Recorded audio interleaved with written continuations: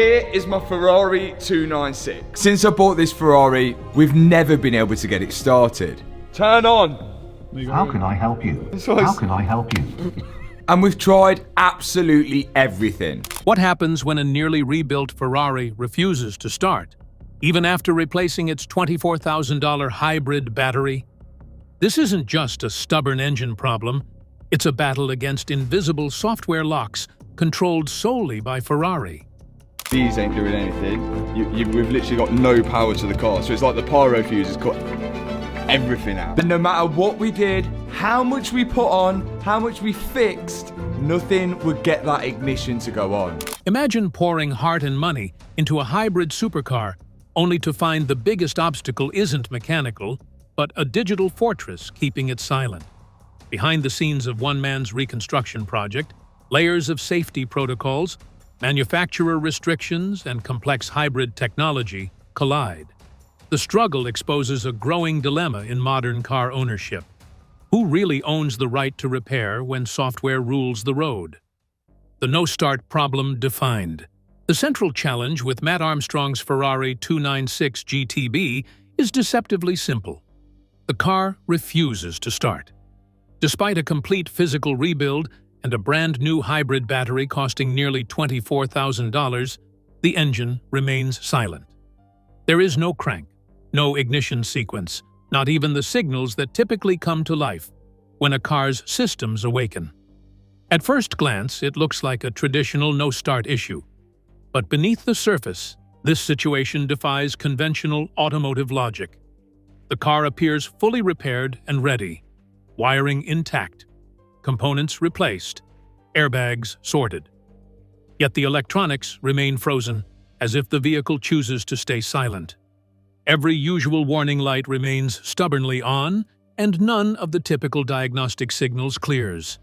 This signals a deeper problem than a mere mechanical fault, one that's controlled by something far less visible than busted hardware.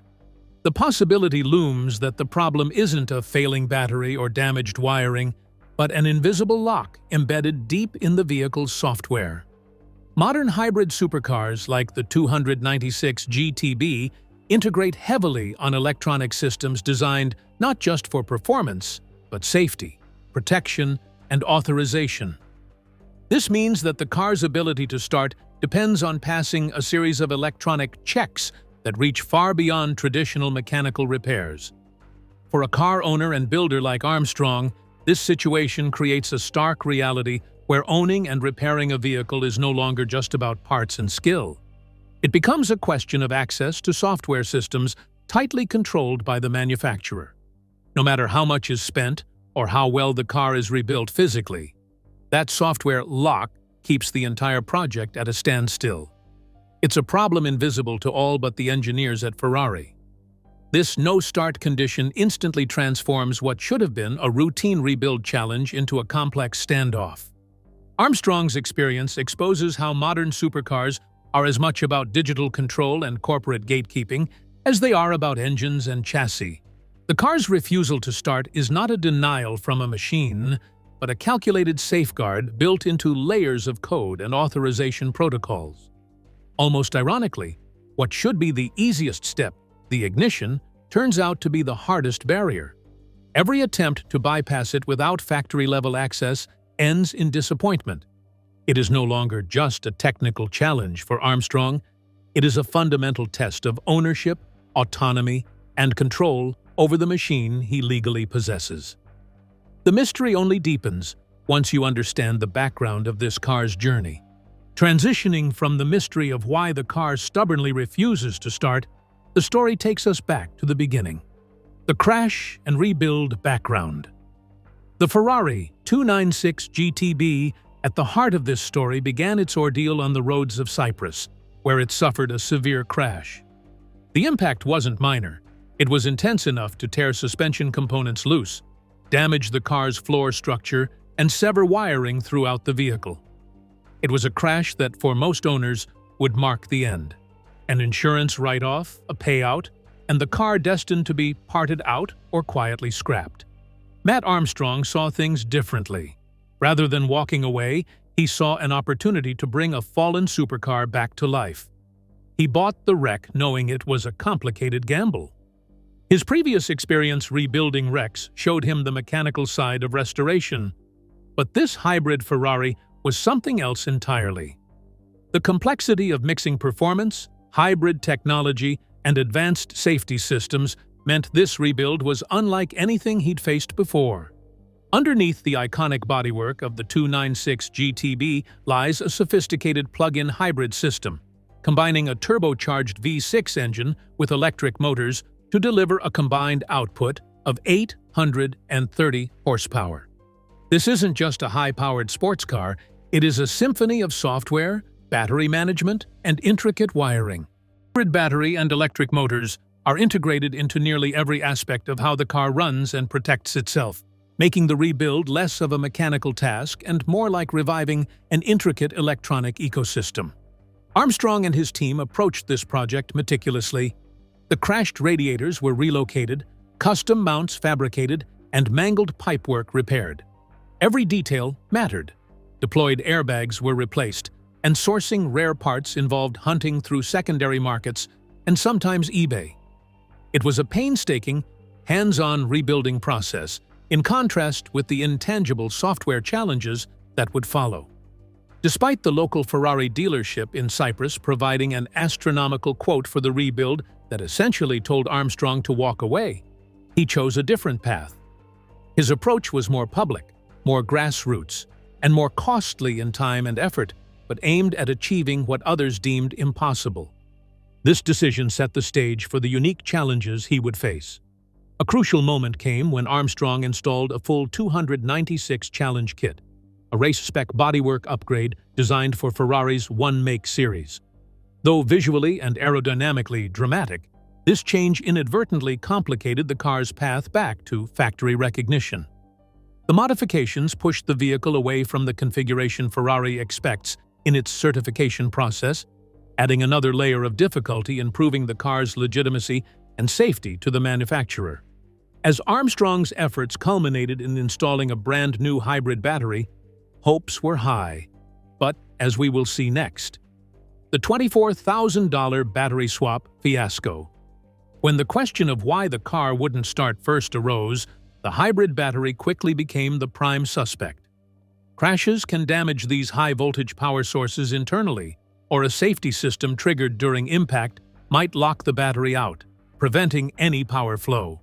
It was a logical place to look given the symptoms, a car that appears complete, but remains completely dead on arrival. In response, Armstrong ordered a brand-new hybrid battery, a staggering investment that reportedly cost between $23,000 and $24,000. This single part came close in price to an entire second-hand family car and was bought with the hope that it would be the key to ending the no-start saga. Installing it was no easy step. It was a deliberate, high-stakes gamble on solving the unknown. Yet the harsh reality quickly became clear. Swapping the battery changed absolutely nothing. The car stayed silent, the electronics locked down, and the ignition sequence refused to move beyond its earliest stage. This failure marked a turning point in the story. Suddenly, it was no longer a typical rebuild or parts replacement challenge. It was a puzzle locked behind the manufacturer's software controls. This moment exposed a harsh truth of modern car ownership. When a component as critical as the hybrid battery can be replaced at enormous cost without progress, you realize the problem may lie beyond hardware and into layers of firmware, software gates, and proprietary authorization systems. Armstrong was facing not just mechanical barriers, but a corporate digital firewall. The implications ripple far beyond this one car. It highlights how today's vehicles depend on manufacturer-controlled software that can override traditional repair and rebuild workflows. Even when parts are rebuilt or swapped perfectly, without the necessary software authorizations, a car can remain inert. That's the paradox of advanced hybrid technology combined with digital rights management. Adding to the frustration is the fact that this software lock is invisible, impossible to bypass through conventional diagnostics or repair tools available outside Ferrari's official service network. The car effectively decides it isn't allowed to run, and only Ferrari holds the key to change that decision. It's a rare instance where spending tens of thousands on the right hardware simply isn't enough. The costly battery swap failure brings into sharp focus the role Ferrari's certification process and software lockouts will play in the quest to finally start this silent hybrid masterpiece. Ferrari's certification and software lockouts.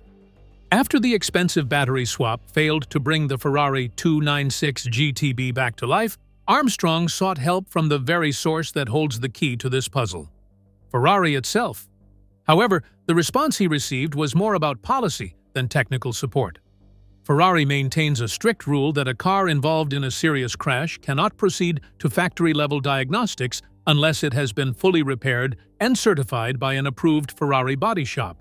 This excludes independent garages, even highly skilled ones, from performing essential inspections before the manufacturer steps in. At first glance, this policy seems reasonable. A hybrid supercar built around a complex high-voltage battery system and critical safety features demands exacting standards. Poor repairs could risk not only the car's function, but also the safety of its driver and technicians.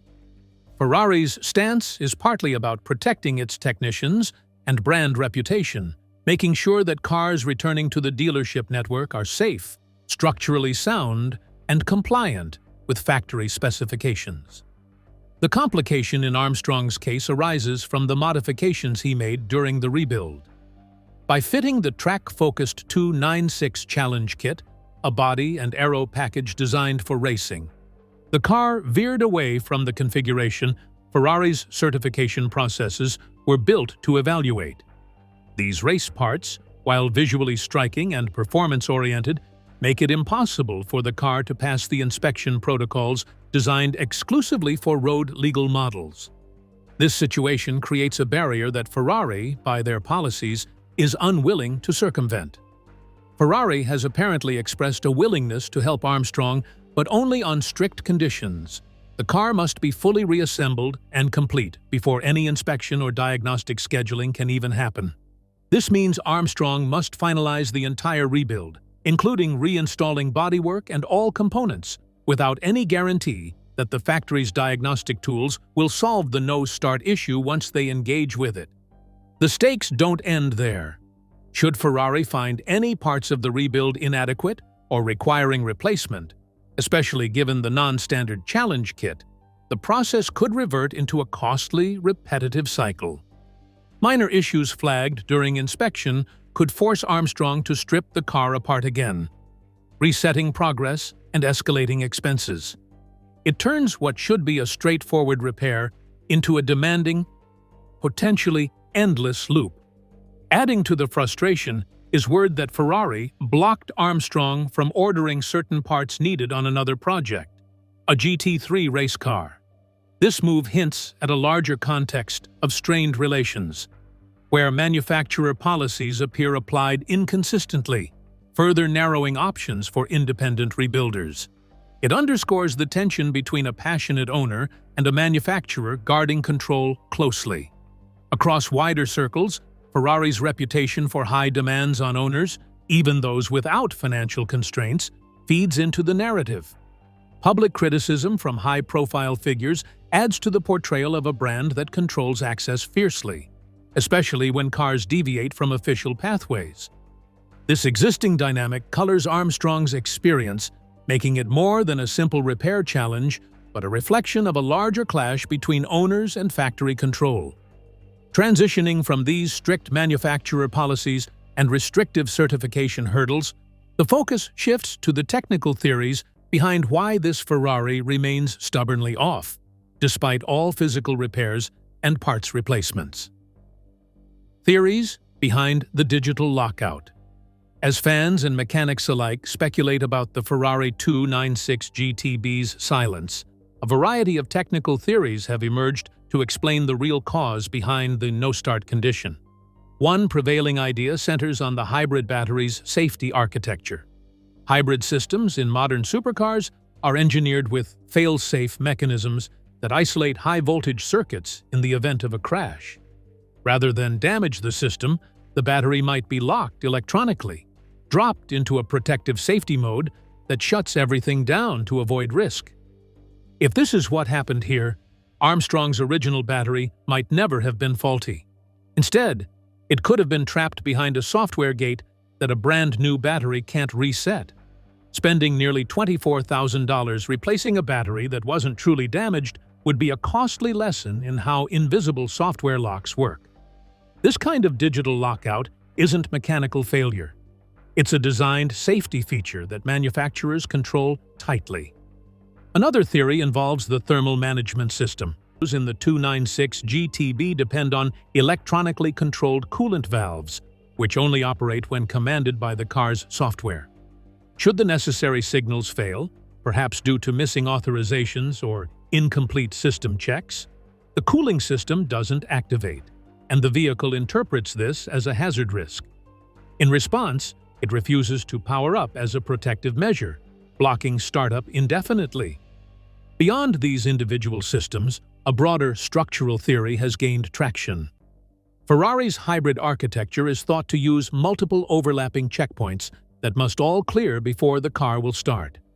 These include airbag and safety restraint system verifications, high-voltage isolation tests, cooling system validations, and very likely live authorization pings that the car must receive from Ferrari's own servers. Passing one check doesn't guarantee a start. It merely grants access to the next gate in a chain of electronic safeguards. A yet more elusive hurdle could be the requirement for live software authorization. Much like modern infotainment units or driver aid systems that phone home to activate certain functions, crucial systems in the 296 GTB may need to confirm status with Ferrari's servers before arming. Without this handshake, no amount of mechanical or diagnostic intervention can progress the startup sequence. This means an online authorization controlled by Ferrari might be the final arbitrator. What complicates matters further is that none of these theories can be confirmed outside Ferrari's official engineering teams. No one but the manufacturer has had true factory-level access to diagnose the car fully. This enigma deepens the frustration for Armstrong and others following the saga, as solutions feel tantalizingly close, yet permanently out of reach. This tangled web of software, safety, and corporate control is not unique to Ferrari. Across the automotive industry, similar issues have surfaced, with vehicles requiring manufacturer intervention for diagnostics and software resets. These measures are often justified by safety or warranty concerns, but inevitably raise questions about owner rights and repair autonomy. The situation also highlights a subtle but profound shift in vehicle ownership. When the physical keys to a car are replaced by layers of code, servers, and authorization protocols, true ownership means something very different. It becomes contingent on the manufacturer's willingness to grant access, blurring the line between owning a product and licensing its use. Armstrong's silent Ferrari exemplifies this emerging reality with perfect clarity. The question remains, how far can an owner push against these invisible gatekeepers before the gates finally open? Broader implications for ownership and repair. Matt Armstrong's struggle with the Ferrari 296 GTB is more than just a personal saga. It highlights a shifting landscape in vehicle ownership that's affecting drivers worldwide. As cars grow increasingly computerized and software-dependent, the question of who really controls a vehicle becomes critical. Ownership is no longer just about purchasing a machine. It's about navigating a complex relationship with manufacturers who hold unprecedented control through embedded software systems. This growing dependence on software means that even simple repairs or diagnostics can require factory authorization. The right to repair, once a given in the automotive world, has become a battleground. For cars like the 296 GTB, access to critical systems is limited to authorized dealers and certified workshops, placing independent mechanics and passionate owners at a disadvantage. This shift fundamentally changes what owning a car means in the 21st century. Armstrong's story echoes struggles seen far beyond supercars. Similar fights have played out in agriculture, where farmers battle with manufacturers over access to tractor diagnostics, and in consumer electronics, where devices limit repairs and feature access to protect proprietary systems. The same tension between safety, security, and control versus owner freedom is manifesting in every corner of modern technology, and now it's fully arrived in the realm of luxury and performance vehicles. The layers of software locks and factory-controlled authorizations represent a double-edged sword. On one hand, they safeguard critical safety components, prevent unauthorized modifications that could lead to danger, and maintain vehicle integrity. On the other, they erect barriers that can stymie legitimate repairs, inflate costs, and prolong the restoration process. For owners like Armstrong, this often translates into a frustrating and expensive waiting game dependent on corporate goodwill. Financially, the stakes are high. Each month, the car remains silent. Armstrong's investment in the wreck, the challenge kit, the battery, and the ongoing rebuild only grows. Unlike the manufacturer, he bears the full weight of this ticking clock, underscoring the power imbalance intrinsic in software-locked ownership. The frustration is compounded by the opacity of the process. Ferrari's silence on specific software locks leaves owners and observers guessing about how many more gates must be cleared before the engine turns over. More broadly, this case study raises ethical and legal questions about consumer rights in a market increasingly driven by software licensing rather than outright ownership. If a car's core systems require ongoing permission from manufacturers, what recourse do owners have if they fall out of favor or if policies change? Armstrong's public documentation of his fight makes this issue visible, but many owners may face similar challenges quietly, without the platform or resources to challenge manufacturer barriers. This evolving dynamic also forces a reconsideration of how vehicles are designed and serviced moving forward. Manufacturers must balance innovation and safety with transparency and owner empowerment. Industry-wide, conversations about the right to repair, software access, and third-party servicing are gaining momentum. The outcome will redefine the relationship between drivers, mechanics, and automakers for years to come. Matt Armstrong's Ferrari 296 GTB story is a vivid reminder that owning a car today can mean battling invisible software barriers as much as mechanical ones. This case highlights the growing need for transparency and fair access in an age ruled by code. If you found this exploration insightful, please like and subscribe to stay updated on the latest in automotive challenges and breakthroughs.